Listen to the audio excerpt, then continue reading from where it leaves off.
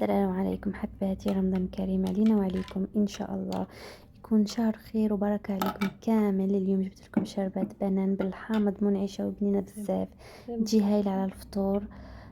تعوض لكم العطش بعد نهار طويل صيام، ومقادير جد بسيطة ومتوفرة في كل دار. إذا حبيتوا الأفكار مشروبات لرمضان ما تنساوش ديروا لايك وتشتركوا في القناة وتفعلوا الجرس باش يوصلكم كل جديد. يلا بينا نبداو على بركة الله. دونك نحتاجوا زوز بنان، كاس سكر، كاس جو دو سيترون حامض، كاس حليب، ان ساشي تاع لافاني سكر فاني، ياغورت، واحد ياغورت اذا حبيتو يكون بذوق الحامض سيترون ولا بنان. انا درت واحد كو سيترون.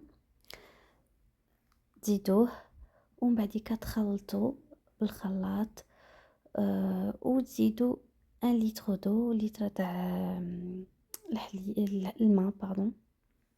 من بعد كنزيدوا لاغوم تاع البنان ولا تاع السيترون. انا درت لاغوم تاع السيترون باش يعطيكم نكهه السيترون. بلو دو سا يزيدوا يعطيكم لا كولور، اللون يتبدل يولي اصفر. دونك زيد نخلطو ونزيدو اون دوزيام فوا اون دوزيام لتر تاع الماء. دونك نزيدو نعاودو نميكسيو. ومع الاخر تحبوا تزيدوا لامونط لي غلاسون اي تقصوا واحد سيترون، وحده حامض تقصوها وتزيدوها وتاخدوا تحطوها في الثلاجه تبرد.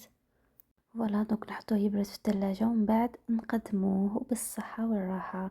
ما تنسونيش بلايك والاشتراك وتفعلوا الجرس في القناه باش يوصلكم كل جديد ان شاء الله. ونقولكم الى اللقاء والى وصفه جديده.